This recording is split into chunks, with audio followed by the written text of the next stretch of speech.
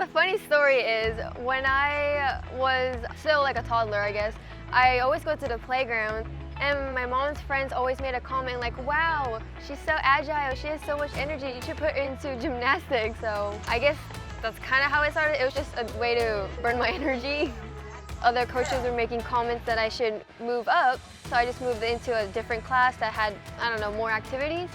And then I made it onto the team. And I guess that's kind of where like my competitive gymnastics started. And yeah, I started from level 3 and now I'm all the way level 10. My initial injury of my elbow was the ligament. It was torn from the bone, but I was told that it would be better if I pursued with PT and I would be able to go back to where I was with PT. So that's what I did the first time. I think one thing about Scarlette is she always came in with a great attitude, and I think there was a lot of maturity that came from within, where she understood we had to put the work in and work on the basics. So that was something that was really important for her, and she did a great job, understanding what her limits are, not overdoing it as we built back the load. That whole program is amazing. It has so many good facilities in it, and I was amazed, like this is such great care. There's no doubt that physical therapy, the non-operative approach, is not only sometimes clinically the right thing, but oftentimes emotionally and mentally it's the right thing for a high-level athlete. And so while surgery ultimately was required, I think she probably did better because of the pre-operative rehab experience. Unfortunately, I hurt it again. I was doing a release on bars and I didn't catch it, and immediately when I fell I knew something was wrong. And then I guess that's when I decided I wanted to pursue the surgery just to get it completely fixed, just 100% new ligament and just stronger.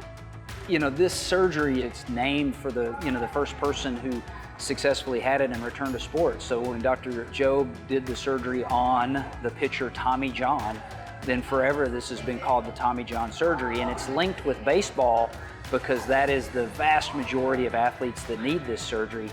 We see it in gymnastics, but a little less commonly. What we know about these high-force sports like gymnastics is that the forces they're putting through their elbow is just beyond what is physiologically normally asked of the elbow. For example, that's something that we're looking at in our SAFE testing. What are some of the risks? Where can we discover trends or opportunities for injury prevention and see how that relates to injury patterns, and then be able to support addressing that through rehab and giving dynamic support to prevent injuries such as these. The interesting thing about an ulnar collateral ligament injury in the elbow is you don't need that ligament for a healthy elbow for life. You need that ligament for a competitive sport that requires use of the elbow. So that decision for surgery is really a little bit of a gut check of what the athlete wants to do.